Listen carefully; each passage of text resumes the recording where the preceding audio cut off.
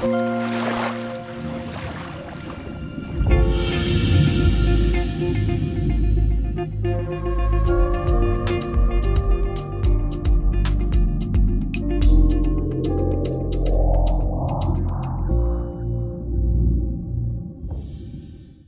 dragi gledalci, dobrodošli u još jednu epizodu Dive In podcasta. Ovaj put, kao što vidite, setup nije iz našeg studija, nego se nalazimo u Stokholmu na Karolinska institutu sa našom dragom Ninom Bošković. Nina će nam pričati o svojim početcima studiranja, kako je iz Crne Gore uspela da ode na Oxford, a zatim da se vrati na PhD studije u Švedsku. Nina, ćao i dobrodošla. Ćao Maša, hvala puno na pozivu. Drago mi je što si pristala u ovim jako čudnovatim uslovima da radim ovaj intervju, ali ja tebe nikako nisam mogla da dobijem i dozovem do Beograda, tako da sam odlučila da dođem ja u Stokholm da napravim ovaj intervju.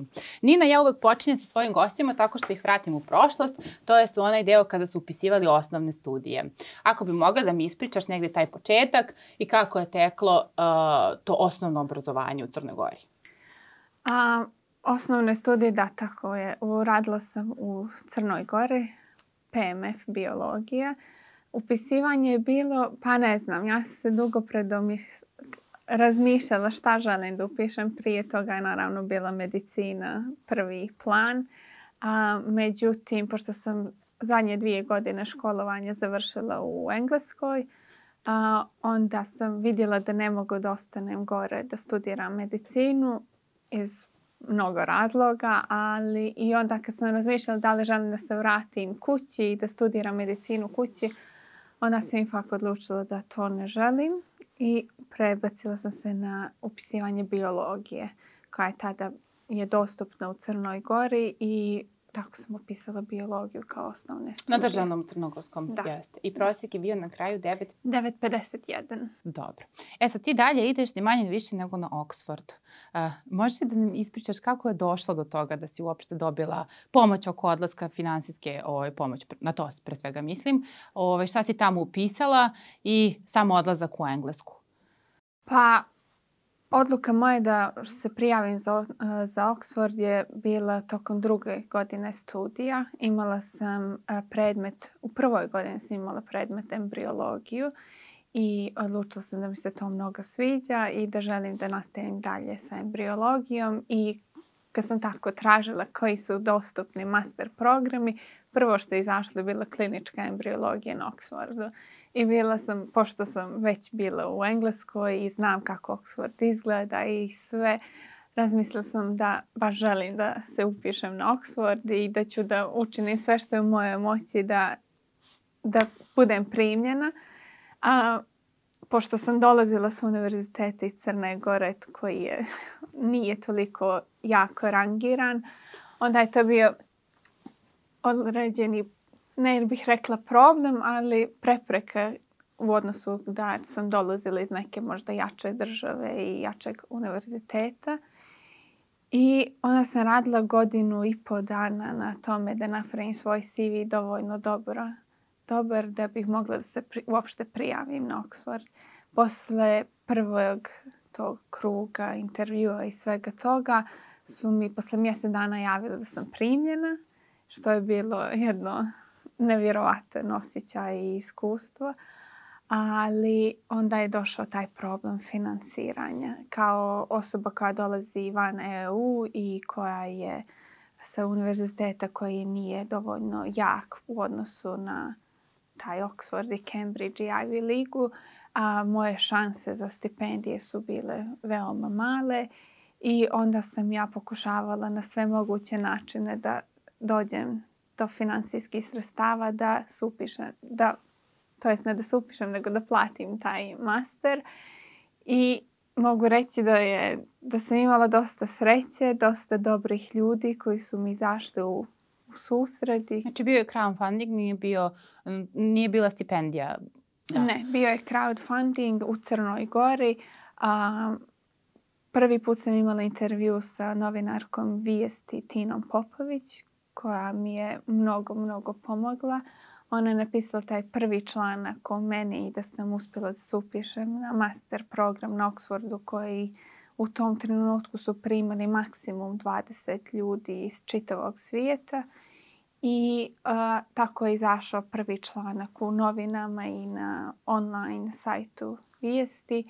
I to je preuzelo svoj neki tok. Krajem tog prvog dana sam ja već bila skupila 13.000 eura. Tako da... A trebalo je 37.000 funti. Da, 37.000 funti, što je u tom trenutku bilo 43.000 eura. 43.000 i nešto. Ne sjećam se više. I Nina, kada si otišla tamo, ti si već bila u Engleskoj jer si ti išla u srednju školu. Da. 2 godine, je li tako? Da. 2 godine si već provela u Engleskoj. Dobro, Engleska ti nije bila nepoznata. Ali koji su bili utisci Oxforda? Pa, utisci Oxforda, kao što sam ti pomenula ranije, ja sam, kad gledaš sa strane, Oxford izgleda kao jedno veoma zatvoreno kutak koji privlači određenu grupu ljudi, što i jeste u nekoj ruci, ali sam ja mislila da će to biti štreberi koji će samo da uče, koji neće željeti da se druže. Ja sam dosta druželjubiva i obožavam da učim naravno, ali ne bih rekla za sebe da sam štreber, što uopšte ne mislim da je loše, se zna.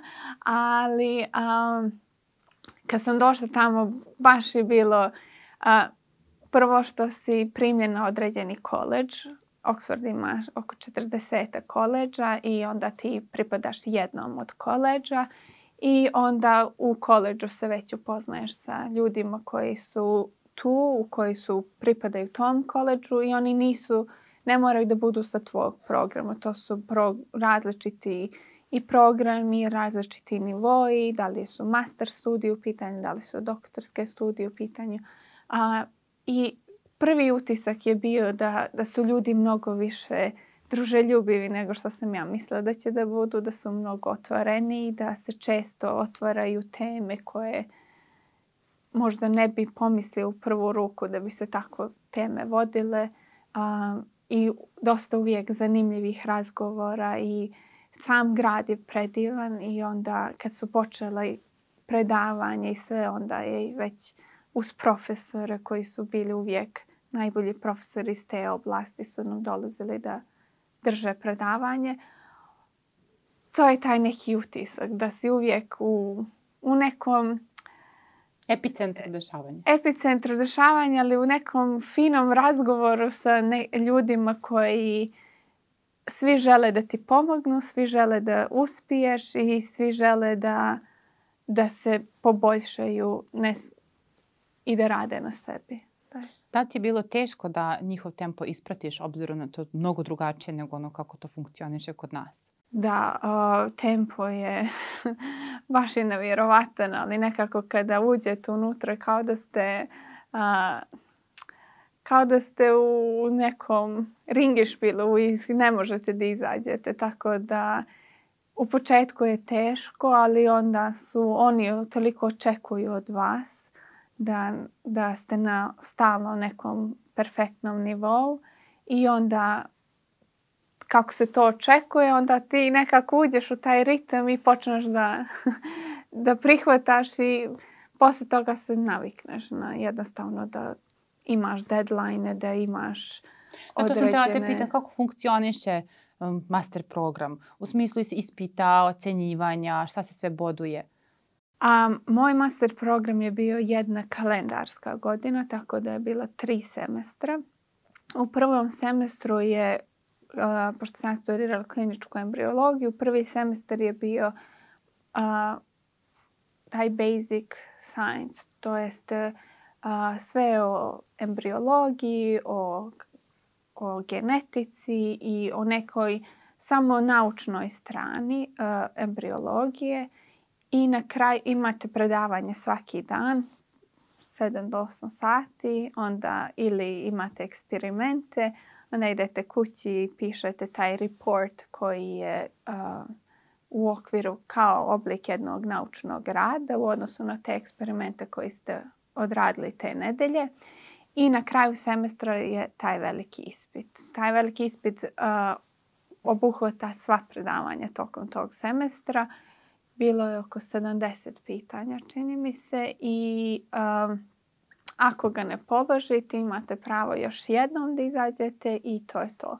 Nebitno je da li ste vi platili 40.000 eura.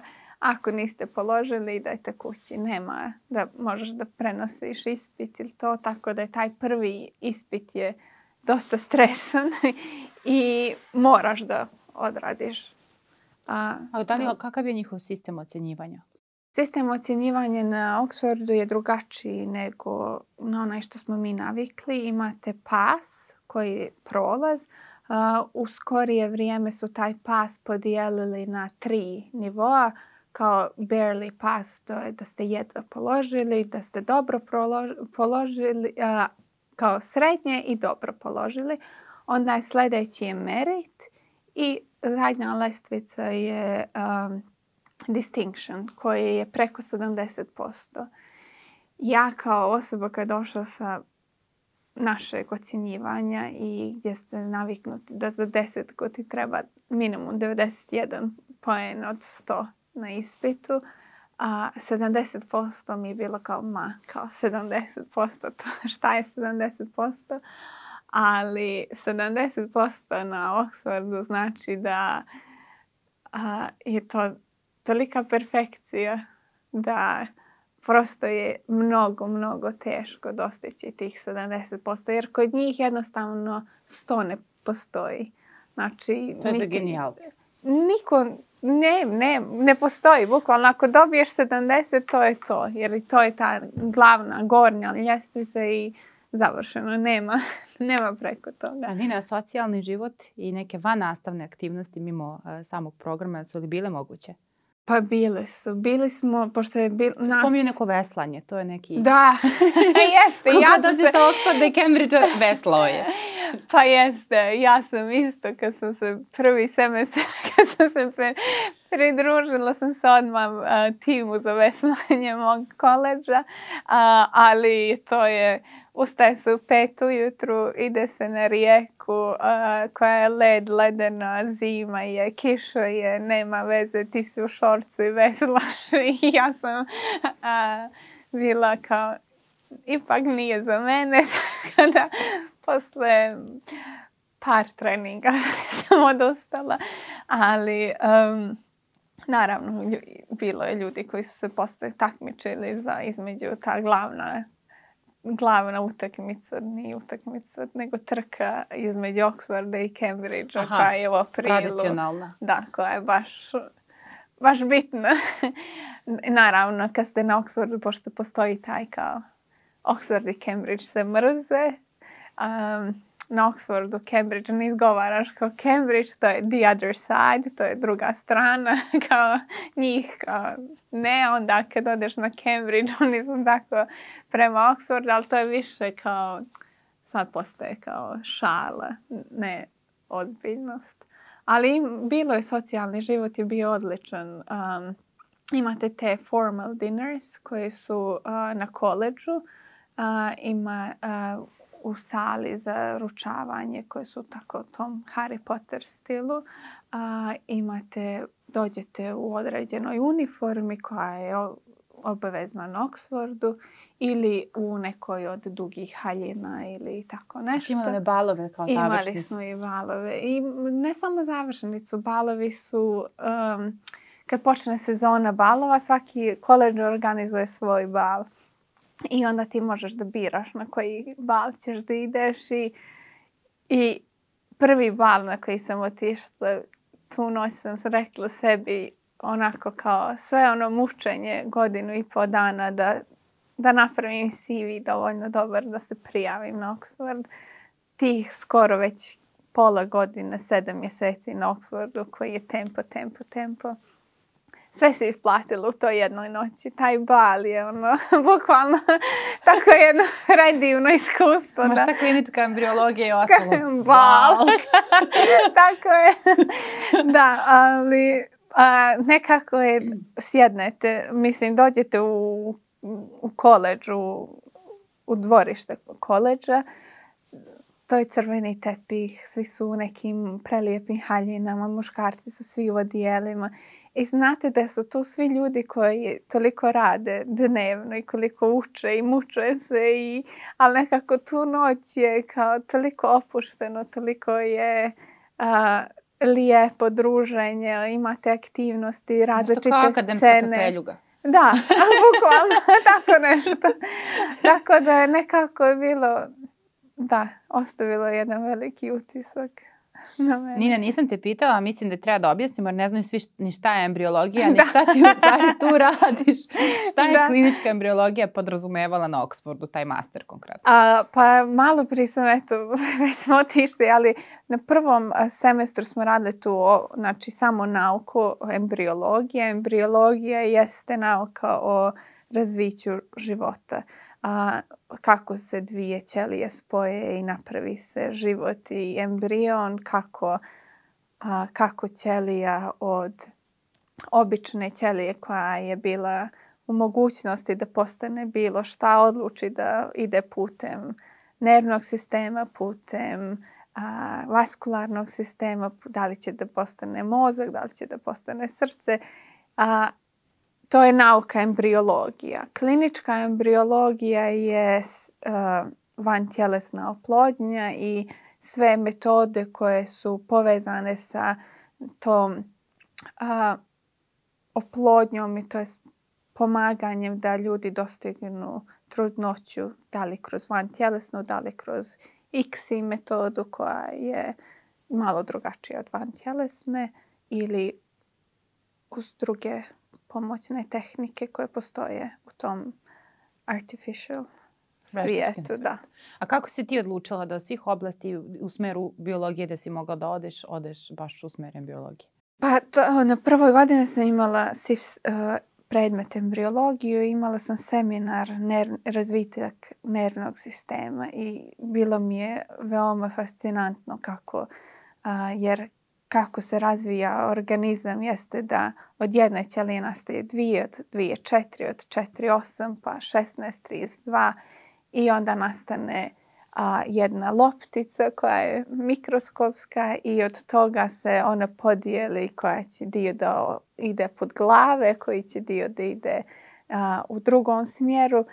I bilo mi je to totalno fascinantno. I nastajanje mozga i različitih dijelova mozga. I dok sam pisala to sam bila kao wow, ovo je baš divno. Ovim bih htjela da se bavim i jedina dio koji sam ja u tom trenutku znala da je vezano za to jeste klinička embriologija.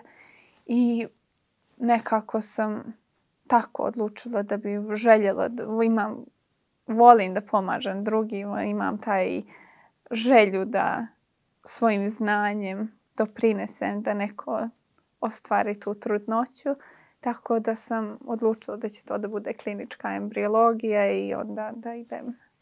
Kad si završila Oxford, ti si se vratila kući u Crnu Goru, ali tako? Jeste, ja sam odlučila da uzmem godinu dana pauze. To je kao i trebala sam da putujem svijetom, ali onda je krenula korona, tako da sam sjedjela kući u Crnoj Gori nekih 8-9 mjeseci. I u tom periodu da li si razmišljala o doktorskim studijama ili šta su bili planovi? Pa ja sam kao 3. semestar na masteru je raditi istraživanje. Ja sam istraživala uticaj odmrzavanja jajnog tkiva. To je razlog zato što za pacijente koje boluju od raka oni mogu način kako da sačuvaju svoju plodnost jeste da zamrznu jajno tkivo i poslije toga se to jajno tkivo odmrzne i tako može da se dođe do trudnoće. I mnogo mi se svidjelo rad u laboratoriji, istraživanje, razmišljanje o problemima, razmišljanje o eksperimentima, kako da odgovorite na određeno pitanje. I odlučila sam da bi doktorat bio nešto što bi meni bio dovoljno interesantno da radim sljedeće. I gdje si onda krenula da tragaš za doktoratom? Pa ne znam, nekako Ti si dobila ponudu sa Oxforda, ali tako? Da. Ali to se tada plaćalo i to je bilo isto Bilo je isto previše. skupo, tako da i pošto sam se već nekako istrošila oko samo tog skupljanja novca za Oxford, nisam imala želju da još jednom probam za skupljanje i da ostanem na doktorskim studijama tamo. I onda sam odlučila da bih željela da studiram na Karolinskoj. Zato što je to kao jedan od najboljih medicinskih univerziteta u Evropi. Ali opet nisam htjela da se odlučim za doktorat samo zbog univerziteta. I srećom vidjela sam konkurs koji je za konsorcijum koji se zove Mater, koji je stipendiran od strane Marie Curie. I imalo je 14 različitih projekata. Ja sam onda svaki projekat pogledala šta su teme i nekako sam sebe zaslijepila, makla sam gdje su projekti jer nisam htjela da budem subjektivna i da odlučim za projekat samo zato što je na Karolinskoj. I onda sam tako poredjala koji projekat mi se najviše sviđa i bio je ovaj projekat i onda sam se prijavila i eto, igrom slučaja bio na Karolinskoj i na univerzitetu u Helsinkiju i onda sam se prijavila i tako kroz intervju i dobila. A kako ide proces prijave na doktorske studije? U mom slučaju bio je, znači ovo je bio otvoren poziv na evropskom sajtu koji je za doktorske studije i postdokove i poseban je bio website ovoga konsorcijuma i vi se prijavite za 3 projekta koja biste željeli da radite, tako što stavite prvi koji vam se najviše sviđa, onda drugi i treći. I posle nekog vremena su grupa za koju sam se ja prijavila, to jest profesor koji je glavni, on me kontaktirao za intervju i onda je bilo, znam da smo u zadnjem procesu bile nas 6 ili 7 koji smo se intervjuisali za ovu poziciju i onda su meni ponudili tu poziciju. Možeš li da kažeš više gledalcima kako funkcioniše doktorat u Švedskoj? Da to nije klasičan doktorat kao kod nas, nego da je to zapravo posao? Da, u Švedskoj je to posao. Vi ste zaposleni na univerzitetu i dobijate platu koja je za doktoranta i imate neke određene zavisnosti. Moj doktorat je malo različit od tipičnog švedskog doktorata. Mislim da tipični švedski doktorat jeste da ste zaposleni i zbog toga imate i te odgovornosti na fakultetu da predajete i da pomažete oko vježbi ili ispita. I traju 4 do 5 godina i obavezno je da objavite 2 rada u naučnim časopisima koji su naravno priznati od strane tih glavnih institucija i da. I šta je sad tvoj glavni zadatak na doktoratu i šta si uopšte odabrala kao doktorsku tezu? Ili ti je to dodeljeno? To po ovom projektu? Projekat je bio kao tema, doduše od onoga što je napisano tamo, mi smo sad dosta otišli od te početne teme iz razloga što projekti su napisani dosta ranije i onda u te 2 godine došlo je do novih istraživanja i novih podataka i onda smo prema tome i ja sam željela da radim na određenom dijelu i onda smo se usmjerili više u tome smjeru nego onome što je bilo tamo napisano na početku. A šta ja trenutno radim jeste ja gledam tih prvih 3 dana razvića. Ta prva 3 dana razvića jeste period kada se događaj koji se zove aktivacija embrionskog genoma dešava i određeni geni koji su uključeni u tome periodu su samo uključeni tokom tog perioda i nikada više u vašem životu. I dosta se zna o njima, ali dosta i ne zna. I moj projekat jeste da vidim koliko vantjelesna oplodnja utiče na tu grupu gena koji su uključeni u tom periodu. A šta se drugačije dešava sa tim genima u vantelesnoj oplodnji nego u normalnoj trudnoći?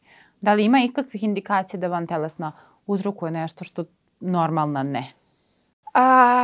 Nema. Znači, nemamo podatke koji pokazuju da vantelesna izaziva da išta veću rizik neke greške genetičke.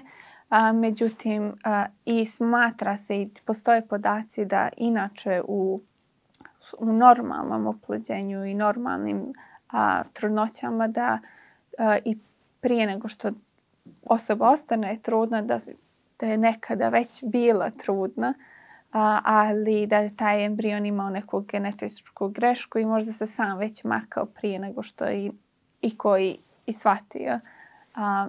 Ali i zbog toga je teško da se uporedi šta se dešava u tome in vivo što je unutar našeg tijela i in vitro što se dešava u laboratoriji.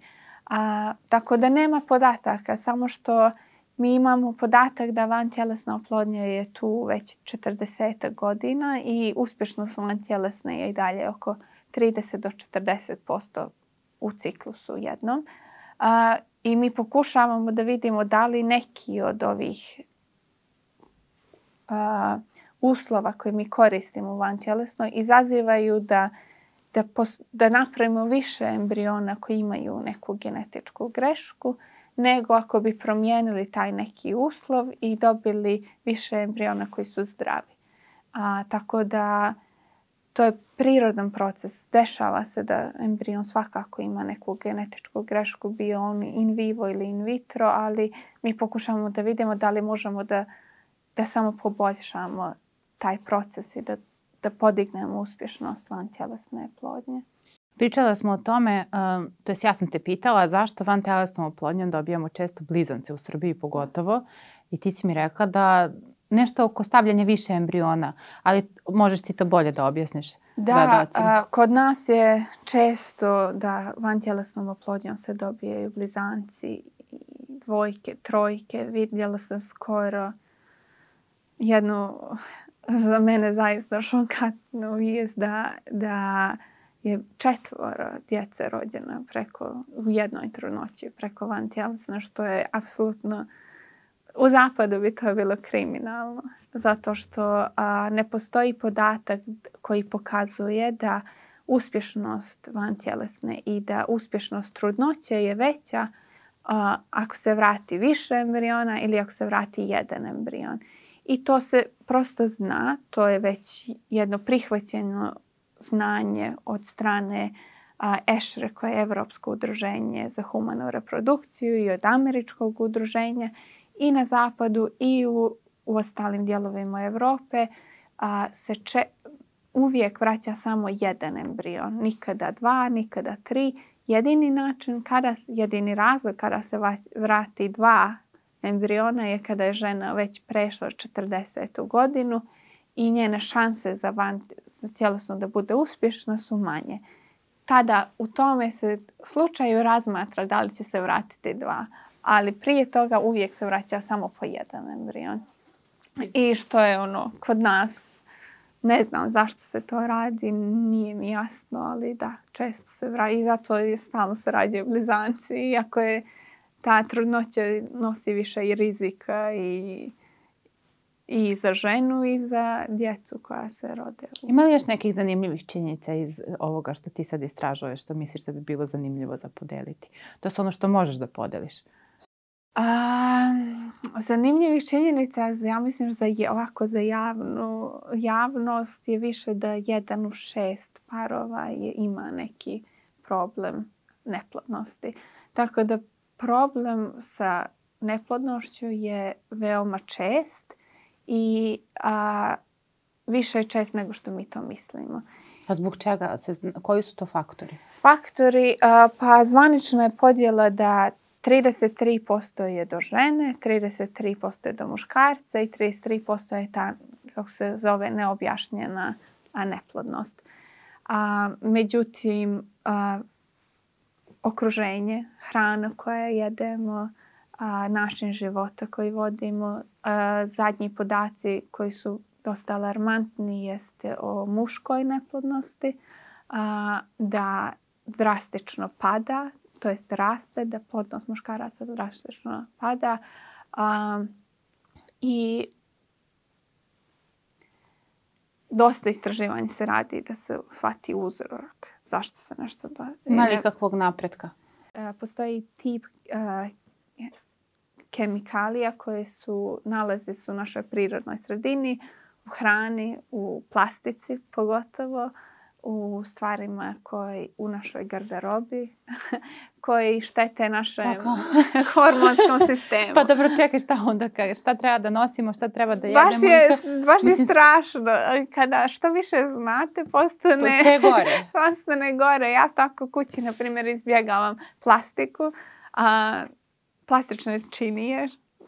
To pokušavam da izbacim potpuno, kao samo staklo, onda... Sa kremama imaš li neke savjete? Postoji website koji je američki je website. Možete da linkovat ćemo ga link, da, pošto sad trenutno ne mogu da se sjetim ime. Ali možete da tražite kremu ili nešto što koristite neki od preparata i on vam izbaci šta ima u sastavu i šta su te supstance vezane za. I da li su štetne, da li su dobre i to je jedini koji ja znam da... Pa mi imamo aplikaciju Insi Beauty se zove i to ko instalira svaku kremu koju skenirate izađe oni kao endokrini disruptors, tako se... To je to.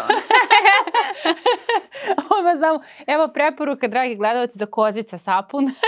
To smo testirali baš tom aplikacijom, tako da... A što se tiče ostalih stvari, mislim, na primjer, ti znaš koliko na Balkanu zagađen vazduh, koliko nam je zagađena voda. Mi ne možemo od toga da pobegnemo. To je nemoguće. Postoji li išta još što mi možemo na mikronivou da uradimo, a da smanjimo uticaj tih disruptora, kako vi to zovete? Da, endocrine disruptors. Jeste, chemicals, da. I zašto to sad više utiče na muškarce nego na žene? Pošto si spomenula da... Ne, za endocrine disruptors utiču pogotovo na žene. Jedna od zadnjih studija koja je izašla jeste da su ispitivali prisutnost tih endocrine disruptors u tečnosti iz folikula žena koje su na vantjelesnoj oplodnji i žena koje nisu. Sve koje su na vantjelesnoj. I našli su da žene koje su imali više tih endocrine disruptors u toj tečnosti je uspješnost vantjelesne bila slabija nego ženama kod kojih je bilo manje endocrine disruptors u folikularnoj tečnosti. Tako da podaci već pokazuju. Znam da dosta se radi u EU na tome da se donese novi zakon, da moraju. Jer vi kada skenirate, napišete, nisu sve supstance koje su korištene u toj kremi, nisu napisane tamo.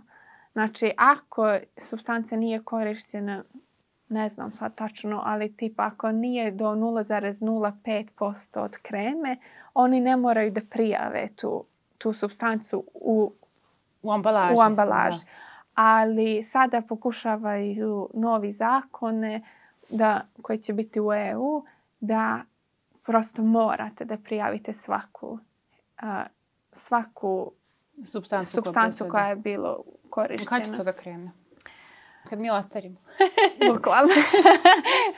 Pa ne znam da je skoro prošle ili pretprošle nedelje je bio neki sastanak u Briselu za to. Tako da, mislim, nadam se da će brzo da krene jer na primjer, za muškarce telefon mnogo loš da se nosi u prednjem džepu jer telefon, iako vi ne osjećate da je on topao, on odaje toplotu.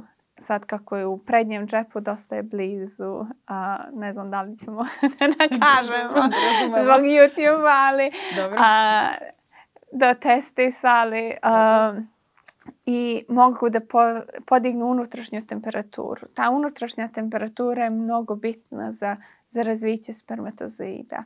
I ako je ta unutrašnja temperatura mnogo veća nego što bi trebala, dolazi do odumiranja spermatozoida. I zato se savjetuje da muškarci ne nose uopšte telefon u prednjem džepu, nego makar u zadnjem džepu da bude da bi se...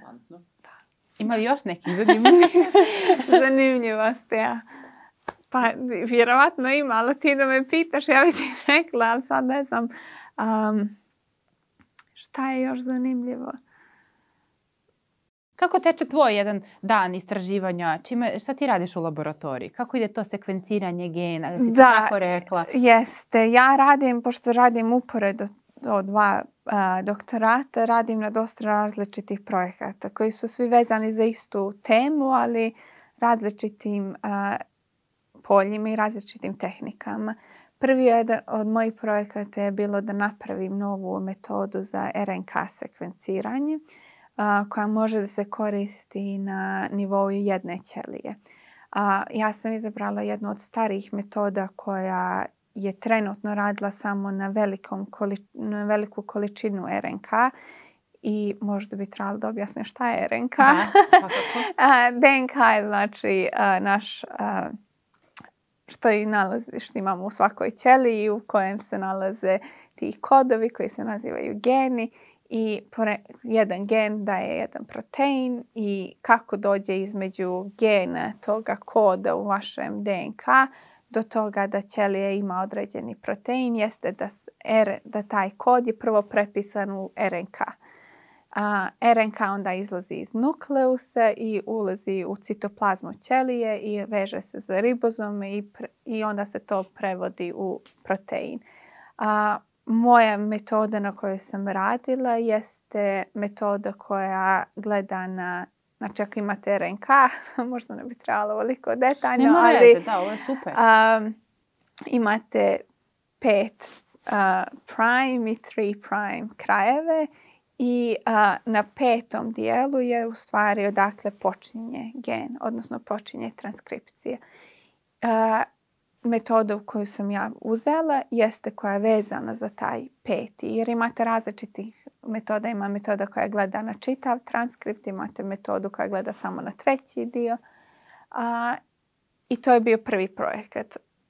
Metoda nije radila na nivou jedne ćelije, nego je radila na nivou tipa uzmete uzorak kože gdje ima 1.000.000 ćelija i onda izvučete RNK i onda možete dobijete podatke. I u tom slučaju je bilo 20 nanograma RNK, što znači oko 20.000 pikograma. Ili pikograma. Da. Dobro. A meni je trebalo da radi na 5 pikograma. Tako da prvih 5 mjeseci mog doktorata je bilo ja u laboratoriji po 16-17 sati radeći protokol te metode da dođem do nivoa da vidim da li je uspjela. I svaki dan je bilo neuspješno i bilo je baš dosta neke mentalne guranja da nastavite da svaki dan dobijate negativne rezultate i da dođete kući u 12 uveče 1 i onda se probudite u 6 i odete u laboratoriju i počnete ispočetka. Da, sad uspješno. Sad jeste, ali trebalo jedno 5 mjeseci i više 5 mjeseci da prvi put dobijem neki kao tračak nade, ali 1.5 godinu sam posle toga radila da završim tu metodu i taj rad se upravo predajem za publikaciju. To je prvi projekat i zašto sam ja to radila? Zato što pomoću te metode ja mogu da vidim u tom trenutku koji su geni bili uključeni, koji geni su bili isključeni. Znači ako je RNK prisutan, znači da je taj gen bio uključen u tom trenutku. Ako je RNK je odsutan, znači da taj gen je bio isključen. I meni je trebalo da radi na jednoj ćeliji iz razloga što sam ja htjela da uzmem jajnu ćeliju, da uzmem embrion koji ima 2 ćelije i da mogu da pročitam koji su tačno geni bili uključeni u tom trenutku. Tako da kad sam napravila metodu, onda sam se pomjerila na sljedeći korak, jeste da onda sam radila baš u laboratoriji za vantjelesnu oplodnju gdje smo pravili embrione krave. To moram da naglasim zato što dosta stvari koje sam posle radila i nije etički da se rade na čovjeku i zbog zakona u Europskoj uniji nije dozvoljeno da napravite embrion isključivo zbog istraživanja. Znači možete da dobijete embrion koji je neki od parova dao za istraživanje iz klinike za vantjelesno, ali da uzmete jajnu ćeliju i spermatozoid i napravite ga ljudski embrion, to je zabranjeno. I onda sam mijenjala različite uslove u vantjelesnoj oplodnji koje sad ne bih smjela da kažem. Ali, i onda bih pokupila te embrione u taj pufer koji sam napravila, koji je vezan za tu metodu za RNK sekvenciranje i onda odnijela za sekvenciranje. Sada ja imam milijone podataka u svakom od embriona koji treba da analiziram i sad sam trenutno u procesu analize. Ti si na sredini doktorata? Da, sad sam na sredini. Još jedan projekat jeste genomsko editovanje. To je CRISPR-Cas9 tehnologija koja je dosta popularna u svijetu gdje misle da možemo da dizajniramo bebu i da odredimo kako će život beba da ima, ali to je baš daleko. I rekla sam mu na početku da ja radim na određenom setu gena. Postoji jedan gen koji sam ja veoma zainteresovana i mislimo da je on prvi koji se uključuje i koji izaziva taj aktivaciju samog genoma embriona. I ja sam htjela sa tim editovanjem, ja sam isključila taj gen i onda ako se zove naredni korak jeste da vidimo da li će se embrion razviti bez toga gena. Pošto zbog same metode mnogo je teško da to uradite u jajnoj ćeliji, a da bude definitivno da ste čitavu ili u ranijem zigotu, zato što onda ako odradite editovanje u jajnoj ćeliji, kada je oplodite, onda imate 50% genoma od muškog dijela, tako da onda niste ništa uradili jer imate i dalje jednu kopiju gena. Tako da sam ja to editovala u ćelijama kože krave i onda sam radila to je najkomplikovanija tehnika mikromanipulacije, jeste da uzmete jajnu ćeliju, maknete genom jajne ćelije i ubacite ćeliju kože unutra i onda date jednu hemikaliju, izazovete da jajna ćelija krene da se dijeli i napravi embrion iako nema. Znači, I to je uspelo? U procesu smo i dalje. To je metoda koja se zove somatic cell nuclear transfer i ona je uspješna, ne naravno kao vantjelesna oplodnja, ali kloniranje je napravljeno još 96. godine kada je prva ovčica Dolly bila klonirana, tako da ta metoda kloniranja je prisutna. Tako da sada gledamo da li ćemo da nastavimo i kako ćemo da nastavimo taj projekat. I eto. Nina, hvala ti na ovom detaljnom opisu tog projekta. Mislim da će embriolozima, biolozima i genetičarima ova epizoda biti jako zanimljiva. Evo nadam se. I meni. Koliko dugo ti sada traje doktorat? Koliko dugo si još u Švedskoj? Ti si u stvari između Švedske, Estonije i Finske konstantno i stalno. Pa bila sam konstantno prve 2 godine zato što ta prva projekat RNK je bio dostupan u Finskoj. Tako da sam se preselila u Finsku dok sam završila taj projekat, pa sam onda išla u Estoniju, zato što su Estonija mi je industrijski partner i drugi univerzitet, tako da mi je tamo bile dostupni embrioni krave i dostupna laboratorija jer vi dobijete kantu puno jajnika krave i onda ja izvodim jajne ćelije i oplodim i završim sve što treba.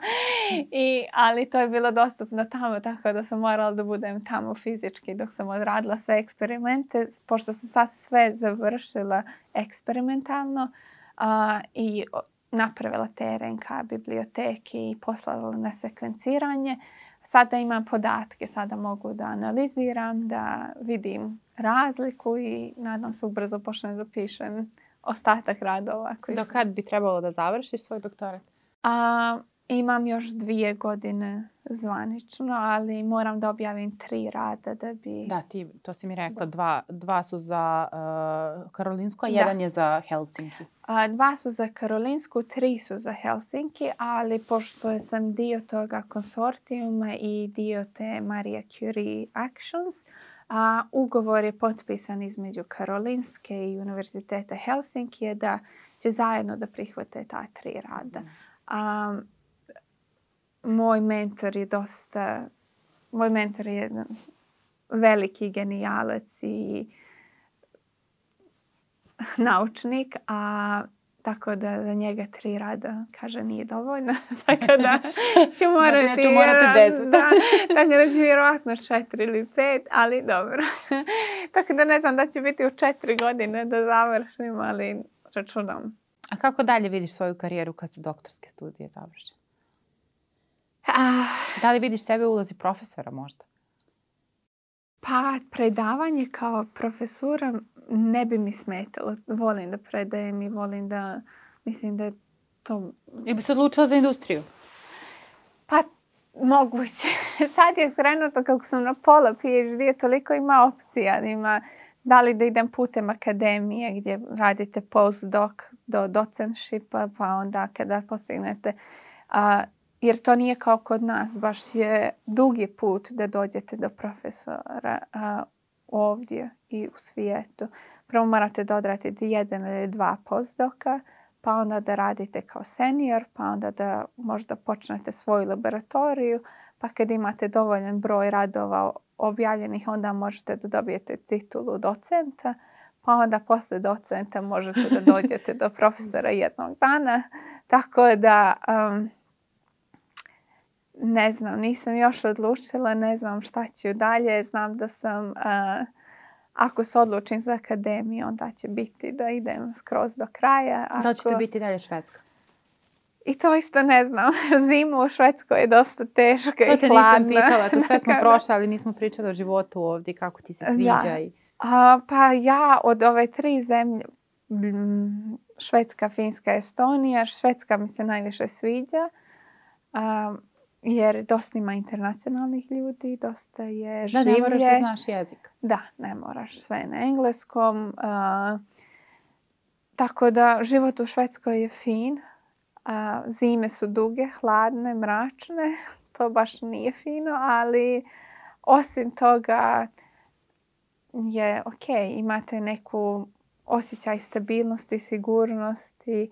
Pogotovo pošto ste već zaposlena. Ima taj sistem gdje ako bih ostala bez posla zbog ne znam kojeg razloga, što je skoro pa nemoguće, zato što ako u slučaju da moj profesor nema dovoljno para, onda bi fakultet morao da plaća. Ali onda imate narednih 6 mjeseci dobijate platu koju ste dobijali već prije, dok ne nađete drugi posao. Tako da uvijek imate tu sigurnost. Zdravstveni sistem je zdravstveno isto super organizovano. Tako da, ne znam, meni se sviđa ta organizacija. Dosta su orijentisani prema pravilima. Za sve postoji neko pravilo, za sve mora procedura da se ispoštuje. Ponekad to kao osoba koja dolazi sa Balkana bude ono kao pa da li kao mora li to baš tako, ali onda shvatite da je država toliko organizovana upravo zbog toga što postoje pravila za sve živo i da, tako da. Nina, ja uvek završavam razgovor tako što pitam mog gosta da da neku lepu inspirativnu poruku za mlađe gledaoce koji nas uglavnom prate. Ja. Šta bi im ti poručila iz svoje perspektive i Oxforda i doktorskih studija u Švedskoj i svega što si prošla? Pa ja bi poručila da ciljaju mnogo više nego što misle da mogu. Da, iako ciljaju na nešto što zvuči nemoguće, da dobit će, ako ne to nemoguće, dobit će nešto manje od toga, ali to će opet bude veće nego što su mislili da mogu da dostignu. A kad sam se prijavljivala za Oxford su znali samo moja porodica, upravo iz razloga što znači samo majka, tata, braća i to je to, jer potpuno je zvučalo nemoguće da ja dostignem Oxford, da budem primljena u 20 ljudi koji i sa Univerzitetu Crne Gore, ali ako radite prema tome nečemu i konstantno se borite za to, onda možda se i desi. Ako ne to, desit će se isto nešto odlično koje je opet bolje nego što ste možda započeli. Tako da je to, da ciljaju što više, da budu aktivni, da uzmu svaku mogućnost koja se otvori, da nikad ne znaju zašto je nešto dobro, zašto će im pomoći. Ja sam dosta volontirala tokom mojih osnovnih studija i samo to volontiranje na CV-u je meni isto mnogo pomoglo da uvijek traže nešto novo, da uvijek budu naravno znatiželjni. Da ako nemaju želju da nešto novo saznaju, da nešto novo vide, da mislim da bi trebali da je to jedna glavna osobina, da budeš znatiželjan i da se ne zadovoljavaju sa nečim što može svako. Nina, hvala ti puno što si pristala da budeš gost. Hvala tebi. Krivo mi je što te nisam dovela u Beogradu studiju u možda lepšim okolnostima sa cvećem i tako dalje, onim aranžmanima, ali svakako za mene je super iskustvo što sam uspela da vidim ovu lepotu od ovog univerziteta. Tako da hvala ti puno što si pristala i nadam se da se vidimo kroz par godina sa nekim novim otkrićima iz oblasti embriologije. Hvala, ja isto. Hvala ti puno i mislim da je odlično ovo što radiš, da je savršeno. Eto, možda da to je za kraj, da mislim da je divna ideja, jer kad dolazite iz Balkana gdje ne postoji, ima samo medicina, inženjerstvo, arhitektura, pravo i ekonomija, a da postoji mnogo različitih oblasti koja može da se krene. Tako da mislim da je odlično ovo što radiš. Hvala ti puno. Hvala.